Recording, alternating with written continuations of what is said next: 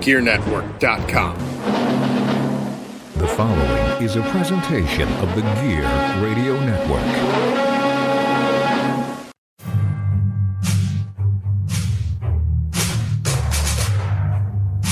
From wherever we decide studios, broadcasted live on iTunes, Spreaker, and worldwide, this is the Turnbuckle Talk Radio Podcast with your host, the producer, Pat G. The G stands for Gangsta. And now kick back and get ready for the eargasms.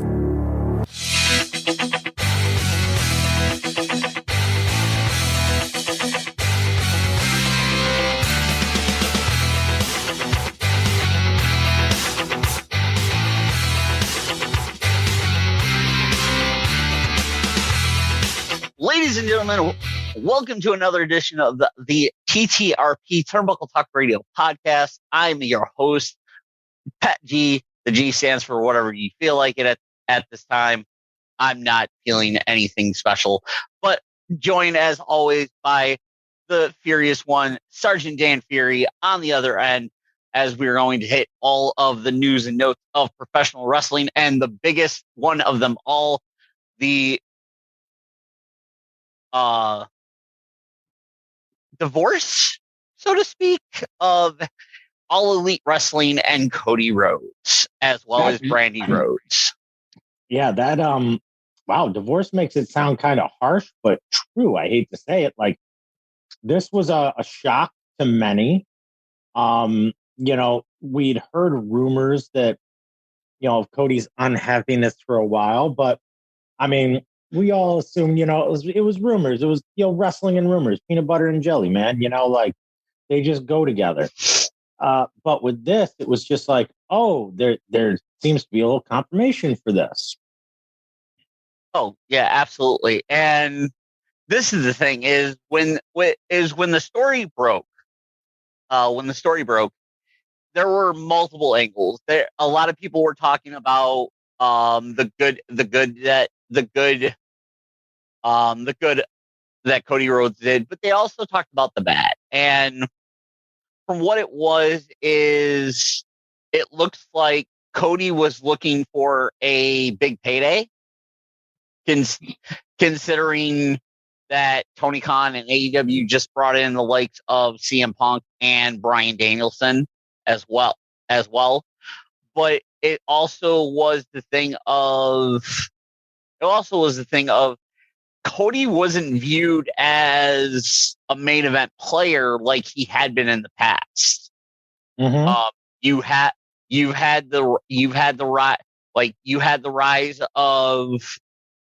rise of Darby Allin. You have the rise of MJF. You have the rise of Britt Baker. You have guys that are coming in. Moxley. John Moxley came in. CM Punk, Daniel Bryanson. Bryan Danielson. Like, it's a question of where does he go from here? And the big rumor is he's looking to potentially return to the WWE.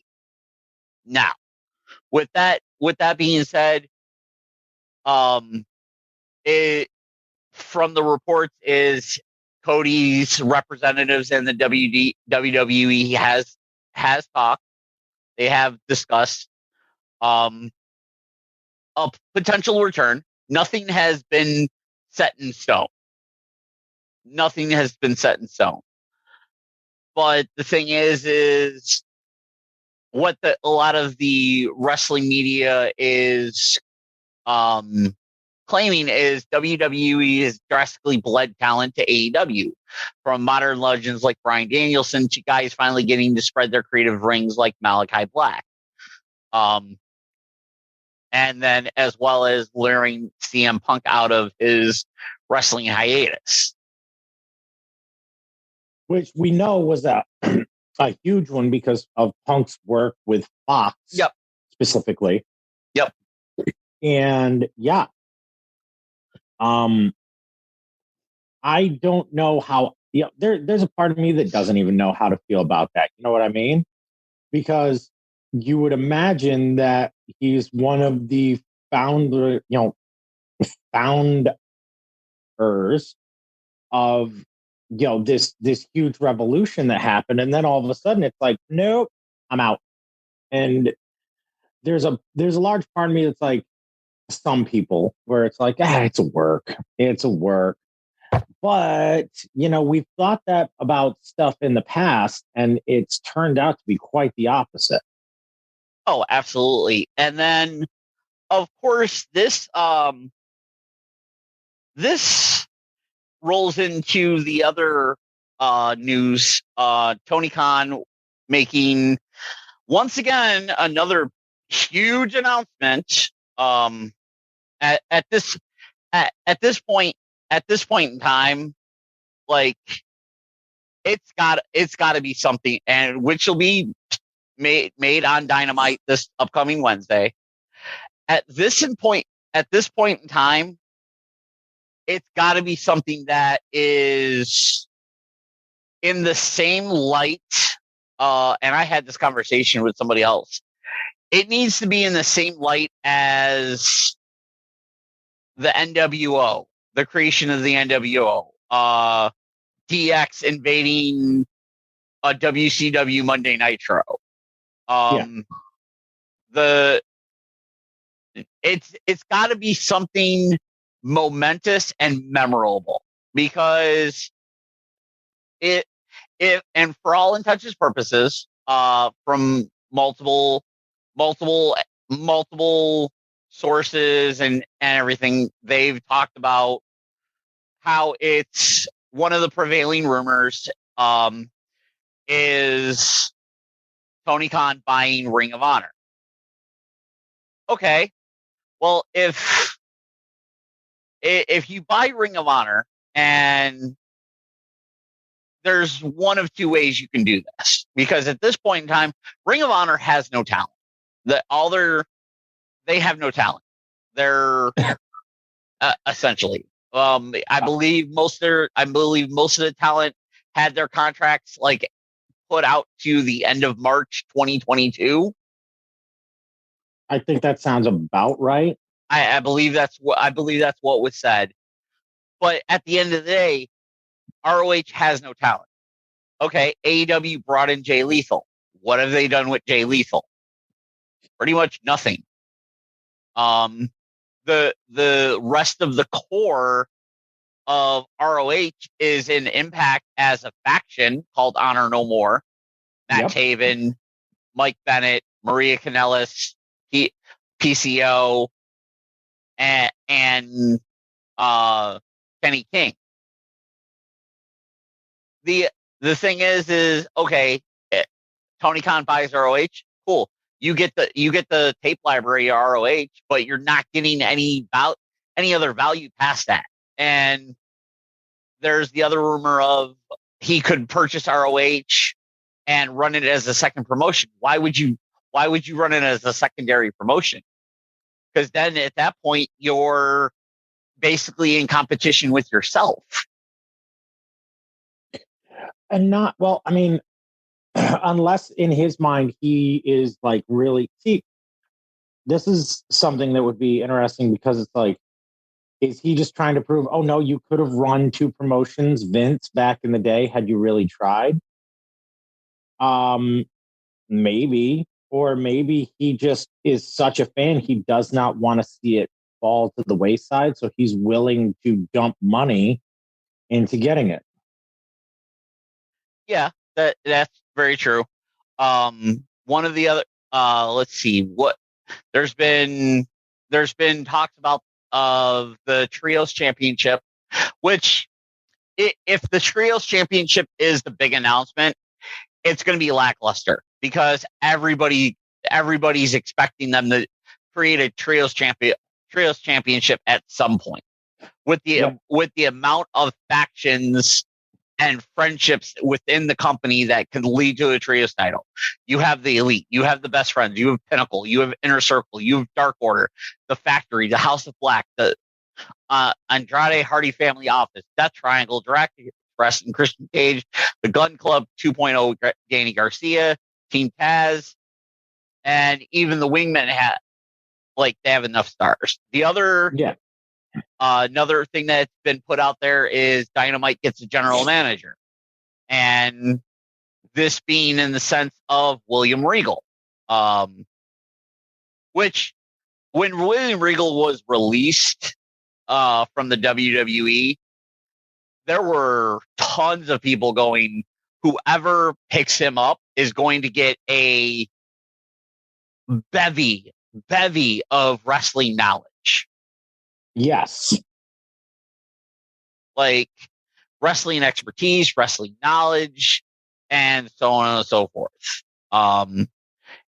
It's one of the things of Tony Khan has promised big announcements and everything, and they've kind of been lackluster. Case in point, him having to bail himself out with getting Jay White to appear, because with the whole Keith Lee situation, it's one of the things of it has to be, this announcement has to be something that is memorable for wrestling fans. Yeah. In the same light of 20 years, 20, 30 years from now, they're still talking about how historic that moment was. We're literally coming up on the 30th anniversary of the NWO creation in a few years. Yeah. And it's so hard though to create these quote unquote big moments. You know what I mean? Like, it genuinely is, and it's very hard to put a lot of what's the words I'm looking for? Hype around it. Because let's be honest, like, that's part of the problem is that, like you said, when you hype it so big that it's going to be the biggest ever, it's like when it drops and it's not good, you're just kind of like, whatever. Like, yeah. I know, back to Cody Rhodes real quick. I know there was, apparently he's teased about making his WWE return tonight at Raw. Which, hey, if that's what happens, that's cool. But it's the thing of, is Cody Rhodes returning to WWE a big coup for them? Okay, there is a part of me that wants to say yes, not to cut you off. There's another part of me that's like, guys, like, okay. All right, case in point. Let's look at the fabled Monday Night War. Okay? Yep. Let's look at the fabled Monday Night War, because that's what everyone wants to compare this to. So let's go there. All right, so Big Show Paul White was the first major get. Okay. Hypothetically speaking, the first major, like, shot across the bow that actually mattered. Next was Chris Jericho. Okay. You cannot convince me that Cody Rhodes at this current stage in his career is as big a get as Chris Jericho. I mean, granted, he spent how many years in WWE, but it just does not hit the same. It doesn't have the same, for lack of a better word, impact.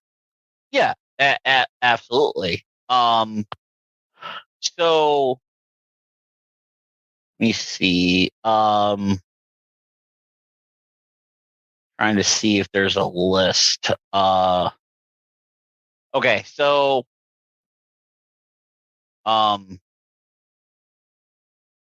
there's not a list of how many guys jump, but yeah, like, if you really look at it, it was from the WWE side. Yes, you had Hogan, you had Savage, you had Boss Man, you had Brutus, the Berber Beefcake, you had Hacksaw Jim Duggan, IRS, Ted DiBiase. A lot of the guys that, like, in the early 90s when WCW was trying to build, they got a lot of the guys that had built the foundation for the WWF in the 80s. And a lot of that was probably due to Hulk Hogan. Up until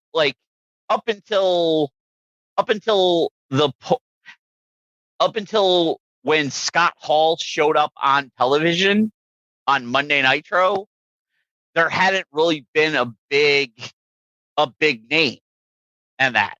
And everybody knew who he was because he was one of the main talents in WWE. Then Kevin Nash jumped, aka Diesel.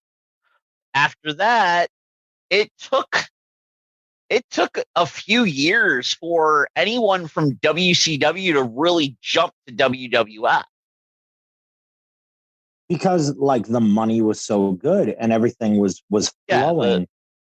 And then all of a sudden, when contracts weren't starting to look good for people, of course, then they're going to start being like, So, the Sportster, credit the Sportster, they put together a top 10 list essentially.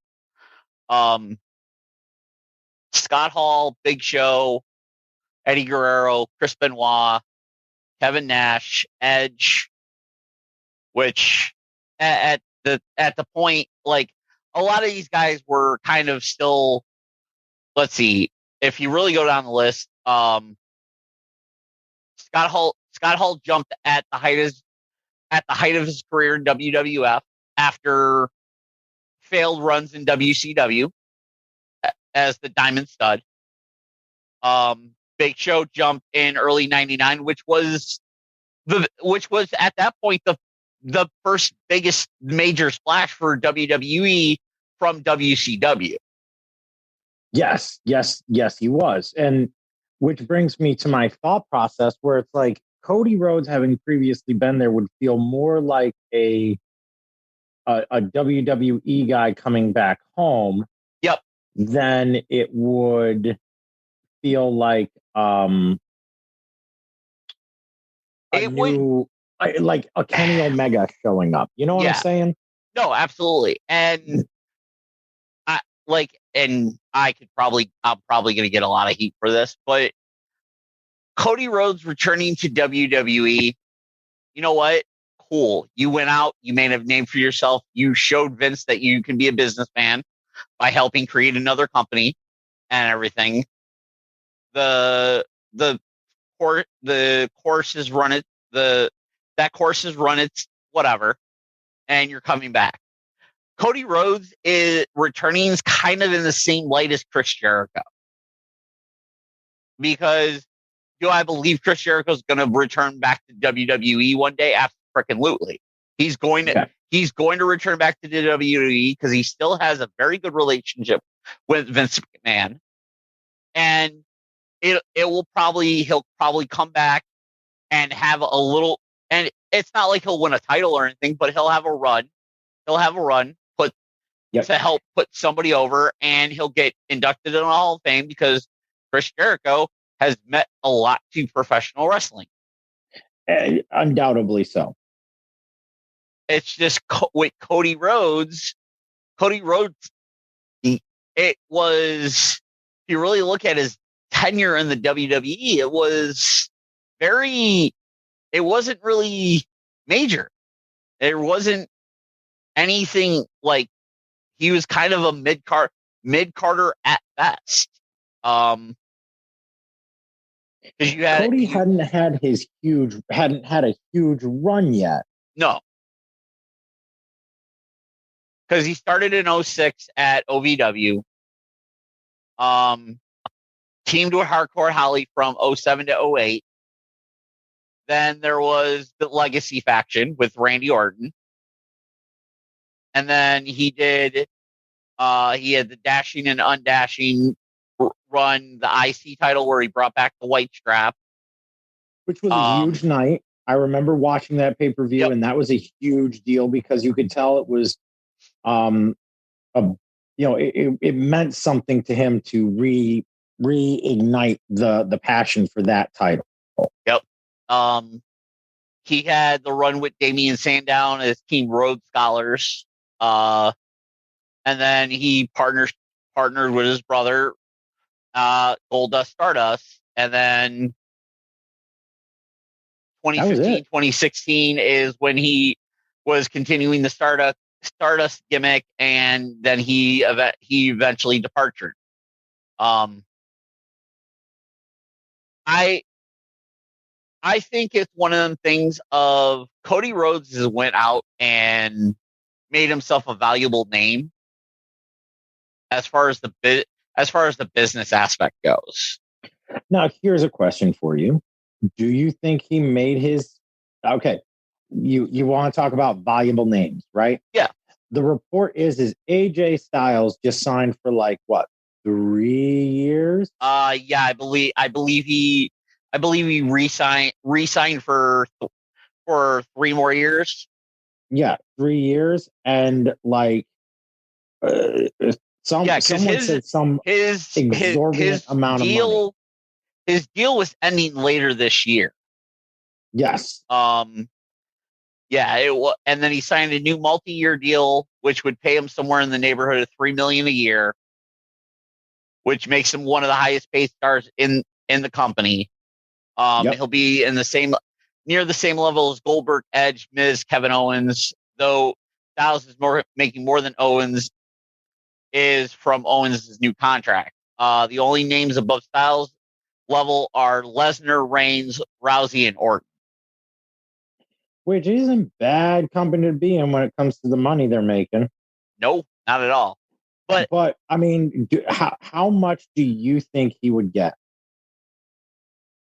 Cody? Honestly, you're probably looking at Cody being in the same range as maybe a Sami Zayn, Kevin Owens, Seth Rollins. Do you think that he would be willing to deal with that? Probably. Because this is the thing is they've already pretty much said that if he returns, they're going to give him a big type push.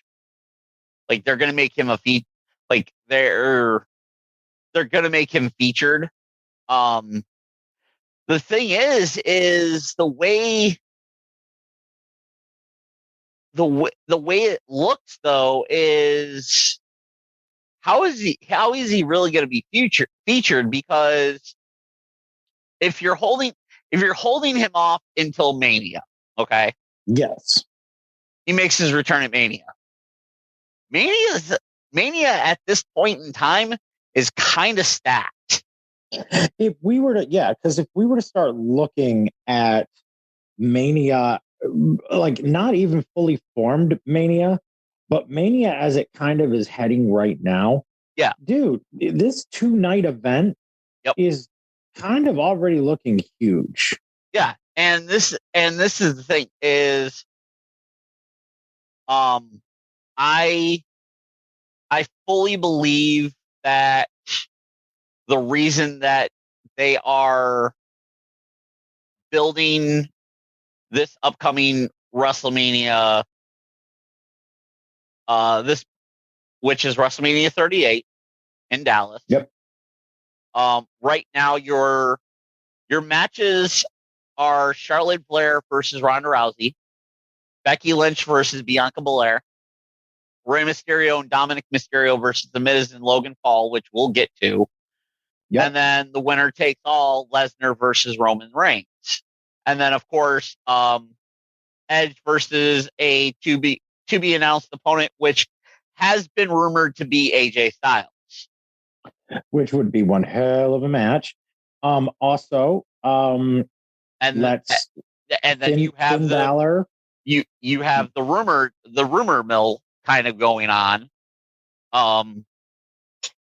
You have there's talks of Stone Cold Steve Austin returning for a match against Kevin Owens. Apparently a angle between Vince McMahon and Pat McAfee is going to be starting later this week on Pat McAfee's podcast show. Yeah, because isn't it like McAfee or not Austin or what? Why? Like, I give Pat McAfee a great commentator, and he already had like one really outstanding match. Is this their way of being like, hey, because those three guys left, we need to put you in a featured Mania match? You know what? I don't. Right now, it's just they said it's planned. It's planned or whatever because Vince McMahon is joining Pat McAfee streaming, which is this upcoming Thursday. Yep. But the thing is Vince McMahon is 76 years old, and the last time that he was in a actual wrestling match was Mania 26 against Bret Hart. I was there for that one. He did take part in a brawl with CM Punk in 2012. And then over the years, he's caught in physical angles, the headbutt and Brock Splash from Kevin Owens in 2017. As much as McAfee can go in the ring, because he can go, we've seen that. Yes. There's no reason for that. There's no reason for that. Especially if with WrestleMania already, you're inducting The Undertaker into the Hall of Fame. You have a potential for Stone Cold Steve Austin, to once again walk down that aisle MBF style and take on Kevin Owens in Texas, in his home state. And then granted, yes, there's Logan Paul teaming with The Miz, and there is so many other people as far as celebrities that they could have gotten, but Logan Paul, that's fine, whatever. He did it last year too. Yeah, he's trying to buy time and get money until he can get the big contract fight. That's fine, whatever. But instead of Miz and Logan Paul versus the Mysterios, I would have rather seen Dominic versus Ray. Yeah. See, now there's a lot that we would like to see, but it's just not working. Like there's a lot. There are certain matches that I thought would be great this year that even I'm starting to second guess. Like Damian Priest versus fucking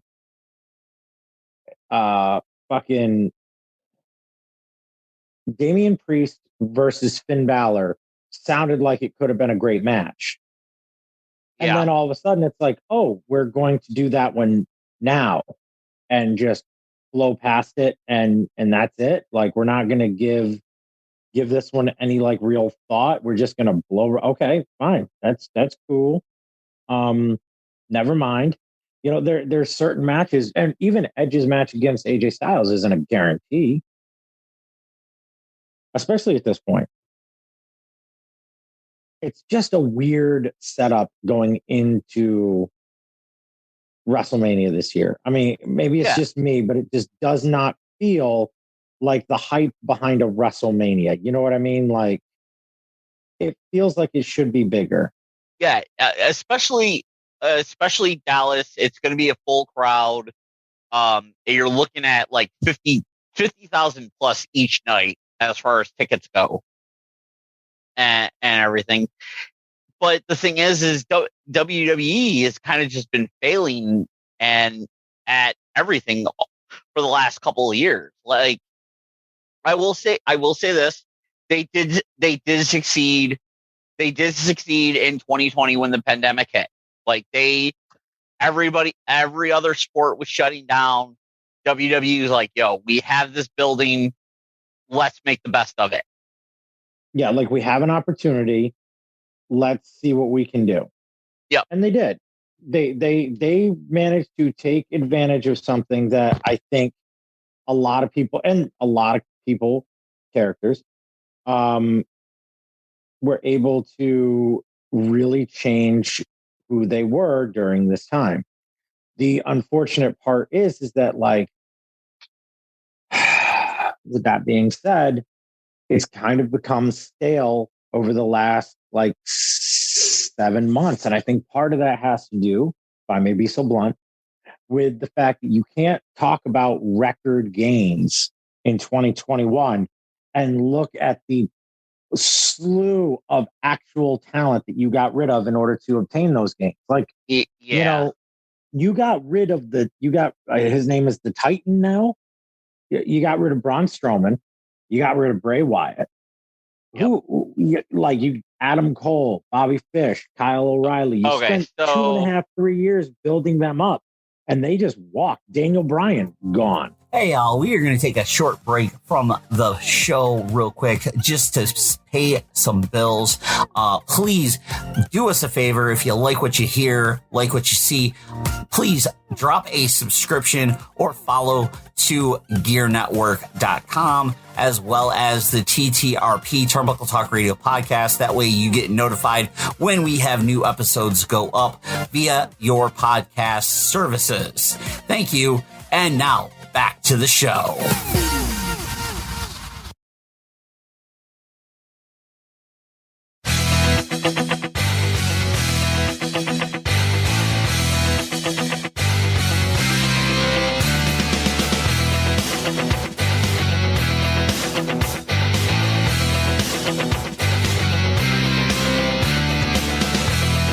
Right now, looking at the wrestlers that were expired, that left in between 2021 and 2022, contracts expired. Cesaro, Adam Cole, Daniel Bryan, Big Show. Oh my God, Joe! I forgot we haven't even talked about Cesaro yet. Yeah.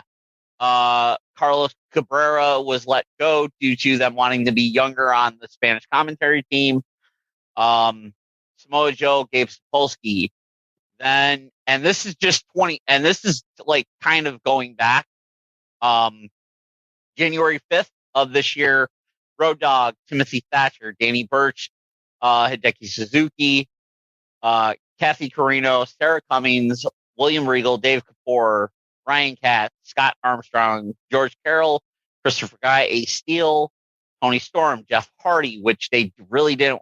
They tried to keep Jeff Hardy, and Jeff Hardy basically was like, nope. Well, after the crap that they pulled. Then back in November, Morrison, Isaiah Scott, Shanti Adonis, Top Dollar, Drake Magvick, Tegan Knox, Jason Riker, Shane Thorne. Back in that was November 18th, which was 8. November 4th was 18 wrestlers, which was Keith Lee, Karrion Kross, Nia Jax, Mia Yim. August 6th of 2021, 13 wrestlers were let go. A lot of the guys being from NXT, a lot of people being from NXT. Ric Flair, Bray Wyatt. Then June of last year, 13 wrestlers, a lot of them belonging to NXT. Also in June, early June, that's when you saw Alice Black, Buddy Murphy, Braun Strowman, Ruby Riott. May 19th was 7. April 15th was 10. So yeah, there's over talent, like over the last 2 years, up from January 2021 until February 2022, you're looking at almost 100 total contracted talents or backstage office releases. Mind you, I have to play devil's advocate. That is also my job on this podcast. I can't just spend the entire time e-bashing like a lot of people do. Okay. I could have understood if WWE was not pulling in numbers at the end of 2020 and they were like, oh, we're rough, guys. Like, we're rough. We have to let some guys go. But hey, if we can, we'll bring you back. Okay. I could have understood that. Yep. What they did was they just slaughtered through over 100 wrestlers' contracts and just said budget cuts.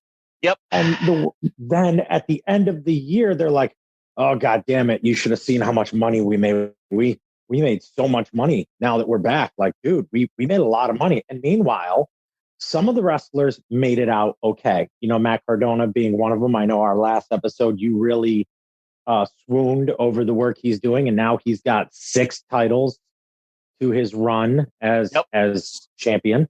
Okay, including the including the NWA title and the GCW title. Okay, there are other wrestlers who've managed. Titan and EC3 have started their own promotion. Yep. Okay. Control. CYN, control your narrative. Exactly. Some of these other wrestlers may not have, you know, what's the words I'm looking for? May not have done as well. And it was not for nothing. I know that, you know, hey, you got to do what you got to do. But at the same token, man, is that devastating. That is devastating when you look at how many people were just over 2 years, like you just said, gone. Yep. And the thing with Cesaro being the last one, his contract expired.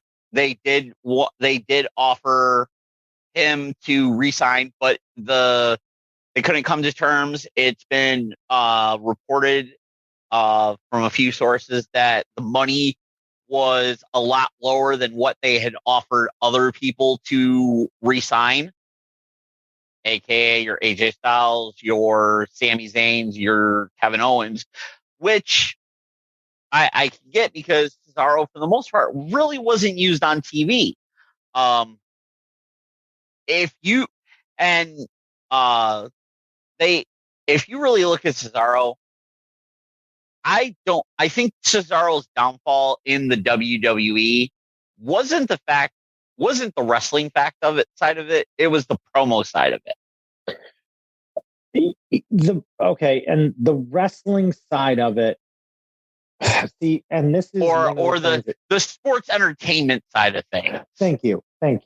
Okay, Cesaro, when called upon, could cut a promo. Yeah. Okay?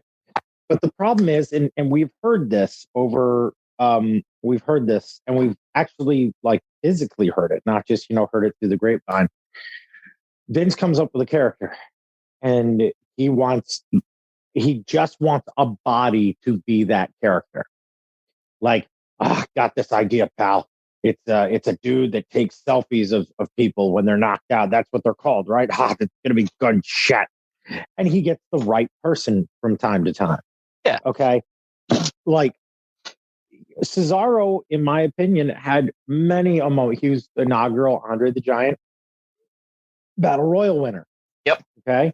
He was a Paul Heyman guy.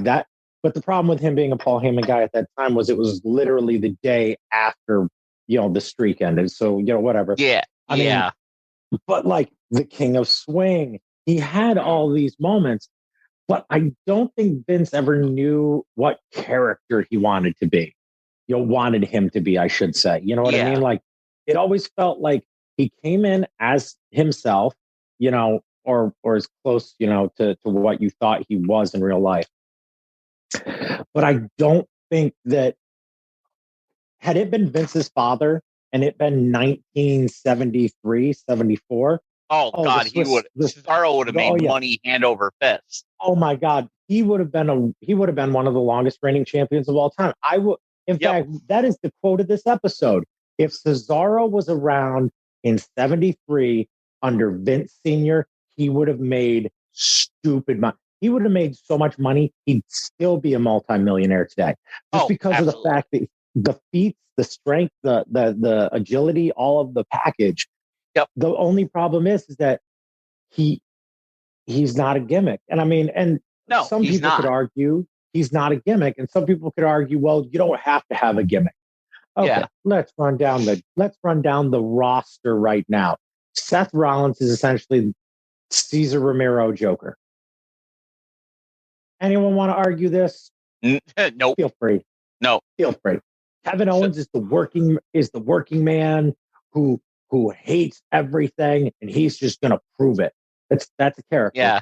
Okay. Okay. So looking at WWE's website right now, Right. you have the head of the table, Roman Reigns. Oh, so a mafia don. Yeah. Brock Okay. Lesnar. Cowboy B. Brock. Brock's just having fun at this point. Dude. Okay. All right. Yeah, like we've talked about Brock being a cowboy, but the fact that he came out with that Aztec jacket, I was like, oh, it's getting hot in here, and he just wanted to wear a jacket out to the ring. That's all it was about. So Becky Lynch, you have the big time Becks. Charlotte Flair, the Queen. The Queen. Sami Zayn, the conspiracy theorist. Yes, which is very popular nowadays. Yeah. Damian Priest, he's kind of got his own thing going. Alpha Academy. Okay. Which is I hate to say Alpha Academy is just simply the varsity squad. Yep. Oh yeah. That's all that is. You have the Usos who fall under Roman Reigns as kind of the henchmen. Zelina and Carmella, who aren't really being used at this point.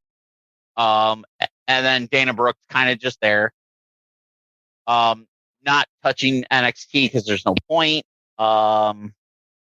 Let's see. Raw. Okay, Raw. So AJ Styles, Alexa Bliss, Austin Theory, Bobby Lashley, get well soon with your injury.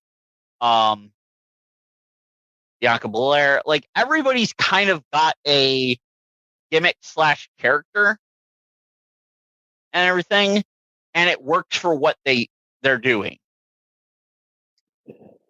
Yes, and like that's one of the things that I think of where it's like, you know, this is where Cesaro fell short when he was with the Bar with Sheamus. Yep, absolutely a great gimmick. It was two just tough sons of bitches. Yep, physical type guys. Two physical brawler type guys, but one of them was a real thick brawler, and the other one at least had the agility and would pick you up and swing you, and the other one would kick you in the head. Yep. And I mean, not to sound like a complete and utter jerk about it, but it's like it's their loss. It really is. But it's not like we can say he had a bad run. He just never won the big one. Yep. Yeah. And it was the recent 83 Weeks, Eric Bischoff's podcast. He discussed Cesaro leaving the company after 11 years. He said Cesaro may not have been like near the top guys as far as money, but he made money. It's just he doesn't see. He said he is excited to see what Cesaro does next, and talks about why AEW could be his next landing spot. But he's more interested in the why than anything else. Because he talks about how AEW's kind of at this point, they have a lot of talent. They're swamped. Buddy Matthews just debuted joining the House of Black.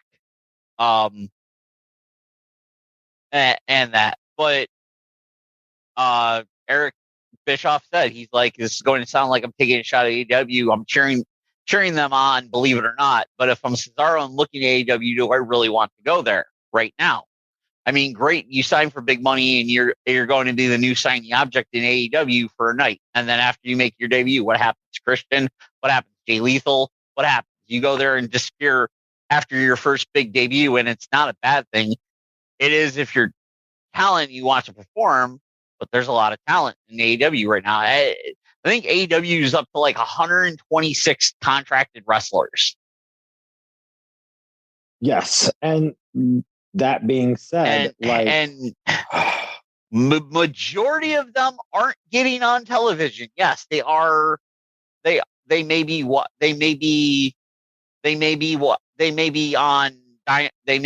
Dark or Elevation, but they are not getting on actual AEW television.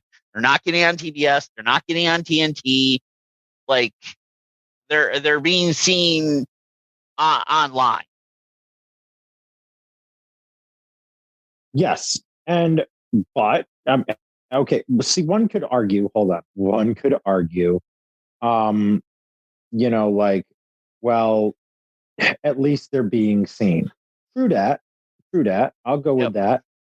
However, isn't the goal to be on like national television and like that's kind of the goal. And right now, a lot of that talent, like there's so much of it. I like you and I have had like numerous discussions about how much talent is there. You just mentioned it. Like that's an awful lot of people.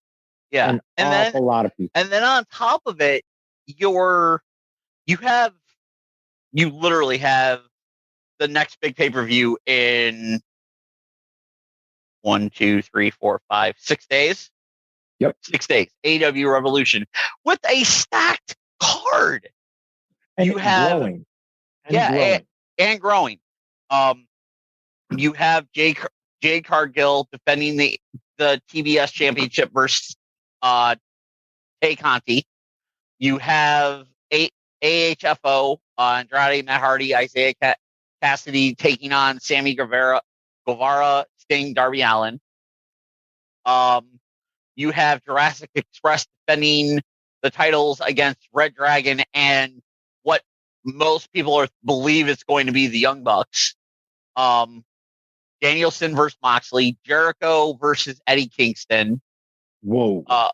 Keith Lee, Wardlow, Powerhouse Hobbs, Ricky Starks, Orange Cassidy, and another spot for the Face of the Revolution ladder match. And I mean, you can only guess who that could be. Yeah. Britt Baker. That wasn't meant sarcastically, by the way. I literally, you could just, like, that's the problem. You could just literally, like, you literally, who that's yeah. Britt Baker taking on Thunder Rosa, CM Punk versus MJF, and then Adam Page versus Adam Cole. Like, there's 9 matches, and it's stacked. It's stacked. And yes. And one of the things that kills me is you just sit there and you named off all of that talent. It's like the first thing you have to ask yourself is, okay, where does a Cesaro fit in? Yep. That's a real question. Where does a Cesaro fit in? Absolutely. Not to mention AEW having the past relationships with Impact, New Japan, and that you've had crossover. Do they need to crossover now? No, they don't. But I feel like AEW is going to be one of them companies that you're going to see a battle between various people over three different companies. And that's that's because Jay White has appeared on AEW. Jay White has appeared on Impact. He's now aligned himself with the good brothers, Anderson and Gallows, essentially kicking GOD out of the Bullet Club. Yep. And then while you have that going on, you have this kind of like handshake respect type agreement between Adam Cole and Jay White. And Adam Cole even said it, when you're Bullet Club for life. But the Young Bucks don't see it that way. So it's like, okay, this could be something. Especially considering if Cole somehow beats Adam Page for the title. See, you have this is the problem with this cross-pollination. Yep. And this is something that, like, I've wanted to talk about for a while, and it's kind of just naturally, organically just happened. I mean, that means you're adding more talent to take up television time. Okay, last year, okay, 2021, one of the best matches of the year was a talent that wasn't even signed to AEW versus a talent that just came over from WWE. And that would be Suzuki versus Bryan Danielson. Yep. I mean, dude, how did he walk? And that was on a dark. That wasn't on a dark. That was on an internet only episode. Yeah. A special. That was a special episode that streamed on YouTube because it was such a big match, and that was how they were able to get it done. And it's like, dude, when you have this caliber of talent that can just show up, and it honestly reminds me of hearing these old stories about the Comedy Store in LA, where like you'd have all of these comedians trying, that work really hard on their set and wanted to murder, and then all of a sudden a big name sitcom comedian comes in and is just like, hey, can I do a set? Well, yeah, sure, come on in. And they do an hour and then they leave. Yep. And it's like, oh, okay, so you murdered the room and now you're going to leave. Yep. And you took all of our time and now we have to just sit here. That's kind of the best analogy I could come up with. Oh, absolutely. It's one of the things of, it's starting to slowly, I know we've said it, that it's a great time for professional wrestling. As restrictions and everything starts lightening up and like throughout the country, pro wrestling is starting to become oversaturated a little bit. It's just like, yes. It's like, it's a great time for pro wrestling because you have all these moments and everything. Just this past weekend, GCW, X-Pac and Joey Janela, and X-Pac announcing his retirement, but now he's going to have one more match against Joey Janela. Matt Cardona, like Impact Wrestling. It's so much like you're having all these moments that it's too much to take in all at one time. Because we live in the age where information is easily accessible. It's one of these deals where like we have briefly touched upon it in the past, where like there's so much out there, right? That like you're having to consume all the time. Like we are two dudes, right? Like we are just two guys talking about pro wrestling to the best of our ability. And the reason why we say to the best of our ability is because like there's so much of it out there. It's hard to soak all of it in. It's extremely difficult to soak all of it in. Absolutely. And this is the thing is now we're in that time of year, end of February, early March, heading into April, where it's WrestleMania season. This is where companies try to put their biggest foot forward because they know WWE is going to show out. Granted, yes, the WrestleMania doesn't seem like it's been built as a huge show. They've got a couple of matches and everything, but the matches that they've put out were predictable 4 months ago. Like, yeah. Or two months ago or a month ago. Like, come on. Like, the minute Ronda Rousey showed back up at Royal Rumble, okay, is she going after Charlotte or Becky? Yeah, and well, I mean, now the rumor is, and mind you, this is all rumor. Now the rumor is that they're pushing that match off until Becky and Ronda until next year, because I don't know if you saw the announcement today. As of today, ready? Yeah. Ronda Rousey and Charlotte Flair are headlining night one. Yep. Becky Lynch and Bianca Belair will be on the undercard of night one. which means that both women's titles will be defended on the same night with Ronda Rousey and Charlotte, because Ronda Rousey's comment that, how's it going to feel that you're my undercard? True.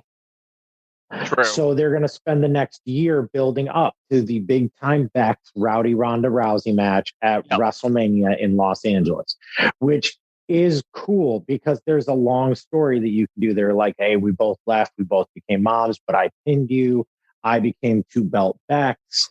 Yeah. You know, you just streamed on Twitch the whole time, blah, blah, blah, blah, blah. You know, you could really run with it. Don't get me wrong, but like at the same token, why fucking bother? You know, like I know that sounds really mean to say the way I just did it, but it's like, dude, why go that route? Like, because you're inevitably going to bury Becky Lynch in this one, because the person that loves wrestling the most is going to be the person that ends up losing on this one. And what's even worse is that like you couldn't have had them not main event on night 2 and made a deal about that. No, you had to diminish one of your top stars for someone who was around for a year. And, and like you said, as soon as her music played at the Rumble, you're like, well, we know what's going to happen this year. Yeah. And it was like, the Rumble kind of was like, the Rumble's always like, oh, what's going to happen? Who's going to, and then this year's with the Rumble, it was kind of like, it was semi-predictable, because the minute you heard Ronda Rousey's music, you're like, all right, who's she going after, Charlotte or Becky? And then with the men's Royal Rumble, as soon as Brock's music hit, you already knew what was happening. Yes. As soon as Brock's music played, it was like, oh, okay. Granted, yes, there was they delayed the inevitable, so to speak. Like, we all knew that, okay, Brock's going to win the Rumble. He's going to face Roman. Question is, does he have the title or not?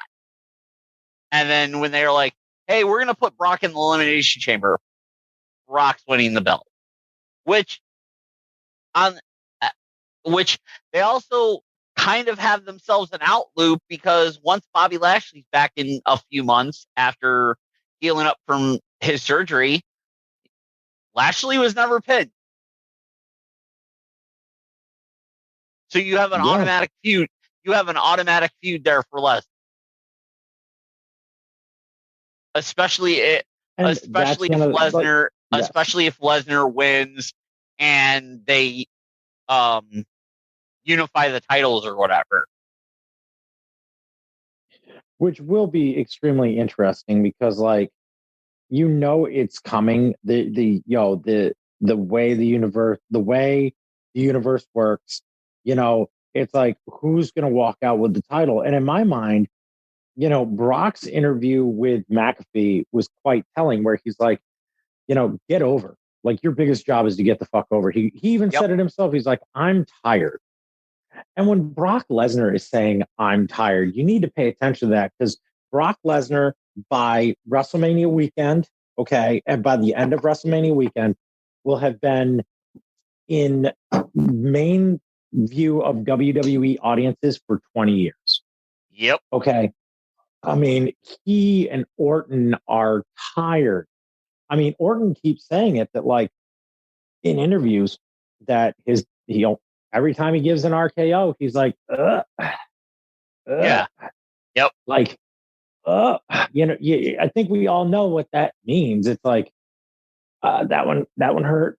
A little bit more. It takes a little bit longer, maybe, to ice the body down or whatever, which is why him with Riddle has been so great. And I mean, let's look at even that kind of stuff. They have such a saturation of storylines. We talk about AEW. I mean, AEW is only doing a one-night pay-per-view. WrestleMania is 2, and we still haven't even scratched the surface on what matches could come. Yeah, and then you have all the rumored proposed matches and everything. But like we said, it's a great time for wrestling, but it's also a time where everything's oversaturated. So, but that's going to do it for the show here We talked a bunch of things all over the place: AEW, WWE, New Japan, Impact, and much more. You can catch us every week. We're going to try to get back to a regular schedule of programming Mondays at 6:05. Unfortunately, adult life takes over sometimes, but follow the socials, Turnbuckle Talk on Facebook, Turnbuckle or TBTR podcast on Twitter, and of course, gearnetwork.com, where you can check out the show as among a bunch of other great shows from the Gear Network. Make sure you hit the subscribe button so you know when the new episodes drop, so you can get it from your podcasting services, whatever they may be, Spotify, iHeart, Apple Podcasts. For Dan Fury, this is Pat G. This has been the TTRP. We are out. Thank you for listening to the Turnbuckle Talk Radio podcast today. We appreciate and thank you for your continued listenership. If you'd like what you hear, please follow us or subscribe to the podcast via gearnetwork.com/TTRP, where you can access the show via Spotify, iHeartRadio, Apple Podcasts, and other podcast services where your podcast can be found. Please follow us as well on social media at Facebook.com/Turnbuckle Talk Radio Podcast and on Twitter at TBTR Podcast. We also ask you to please hit the subscribe button so you get the notification when the podcast drops a new episode every Monday at 6:05 Eastern Standard Time. The preceding presentation has been brought to you by the Gear Network.